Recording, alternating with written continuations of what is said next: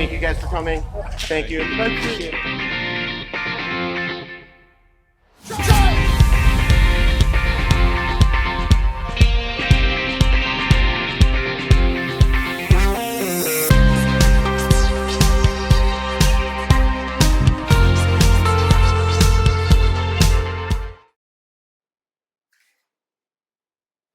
Hi there, welcome to Introduction to Blocking.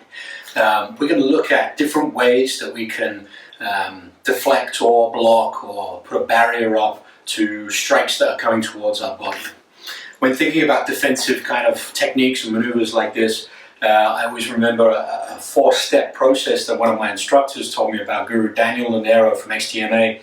This was about 6 years ago, and it was kind of a progressive order of ways to defend. The first was footwork. That's the old Karate Kid quote. If you're not there, you don't have to defend anything. Then it was block, then it was evade, and then it was your body. And I was confused by why it was footwork, not footwork, evade, block, and body. That made more sense to me. And the really good answer that I think he gave me was that if I have to evade, and by evasion, I think meaning kind of like upper body motion. And by evading, I'm taking my body off the strongest kind of structure that it has. This straight on structure with my chin down, everything in alignment is a good structure in case I take something, which we'll get to the body conditioning later. So blocking while keeping my structure is a little bit better than evading, which takes my structure out of that strong position. When we look at blocking or defensive blocking, I think of it as two different types, two different ways we can block. One is to deflect something like I mentioned, or the other is to put a barrier up and to literally stop something there. In the future videos we'll look through all those different types. When I talk about deflecting something, say there's a punch coming straight towards my face, I could either do like a peekaboo, a block like this where I just put a barrier up and they punch my forearms instead of my face. It still hurt if it's empty hand, or open hand, bare knuckle, but it's going to be better than it hitting my face. Or I could divert those punches off to the side so that they miss. I still have to make contact, but I don't have to meet force with force. I just have to give it a little force and they deflect off. So that's the kind of like approach we're going to take with these blocks, is whether I'm deflecting something off or whether I'm putting up a structure that's going to get hit, which will cause me less damage than if that structure wasn't there. And then we can think about looking at blocks as offensive or defensive. Typically we think of blocking as completely defensive, but I think there's room to think of offensive blocks. For example, a defensive block would be that peekaboo. I'm just going right here. I am just putting up my defense. It's almost a last minute thing to do. I'm taking it, and then maybe I can come back with counter-offensive techniques, but that immediate block is definitely defensive. Well, if I take those same punches, that jab cross that comes towards me, instead of peekaboo, maybe I deflect and I can use what we call limb destructions or elbow destructions right here, where I can either catch the punch right as it hits here, or I can catch it up like this. I catch it up, or I catch it to the side. This other hand kind of guides in. I'm putting up a structure that almost becomes a barrier, but I'm creating an offensive move with that type of block. You see that sometimes with knee blocks or knee checks onto shins and things like that could be considered offensive blocks. And then you could even look at some of the kicks that we've looked at in different videos. If I just put up my foot in a T position, a foot jab position here, and the person is advancing on me, and I just put that foot out there and they kind of catch it, theoretically that's a block. They came to me, I put something in the way and they hit it. So you could look at it that way. A stop kick in Jeet Kune Do, like a Jeet Kune Do, just putting my leg out there to jam someone and keep them away from me could be considered an offensive type of block. So that's how we're going to break them down when we look at the different types of blocks from upper body and to lower body. Looking at the surfaces we can use, I've talked about, I can use my hands for the upper body.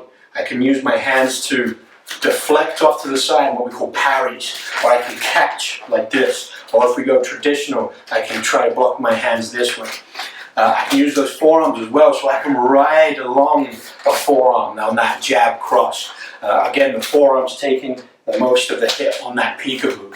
I can use my upper arms, a tight cover like this. If I get hit on the side from a hook, that's going to be using my upper arm. And those straight punches coming in, I can shoulder roll that cross sometimes, very Jeet Kune Do move here, and use my shoulder to block those as well.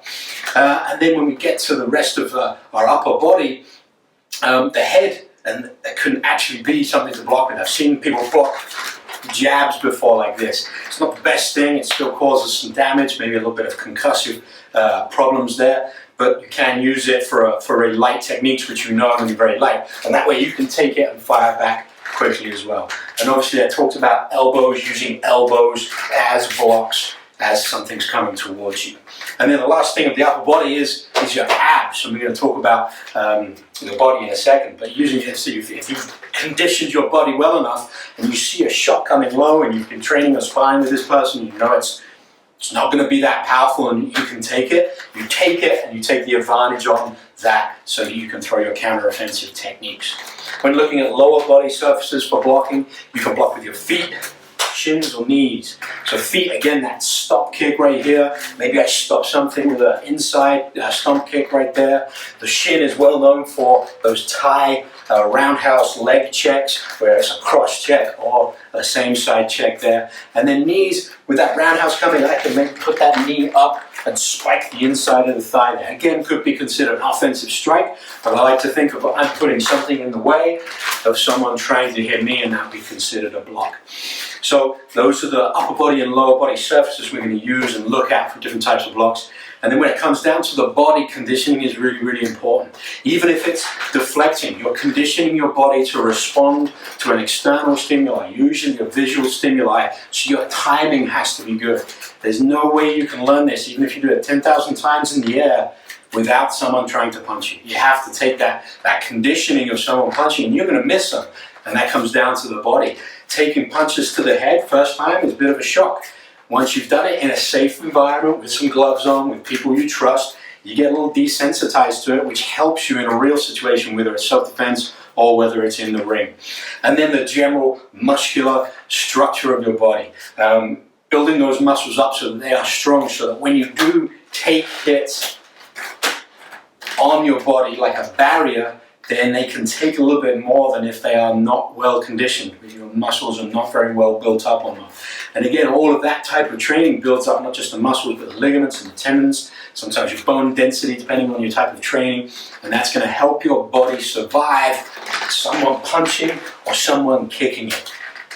Conditioning the body is one of the most important things to do for all of this martial arts training, including being able to block. So think about your timing, think about your body conditioning, think about the different surfaces you can use for blocking, whether it's lower body or upper body, and then think about those tactics. Footwork's always going to be the best thing. If you are not there, then you don't have to use a part of your body that will take damage no matter what to stop that strike from hitting you. So enjoy the rest of the videos. We'll take you through some techniques, and I hope you enjoy your training. Stay safe, friends.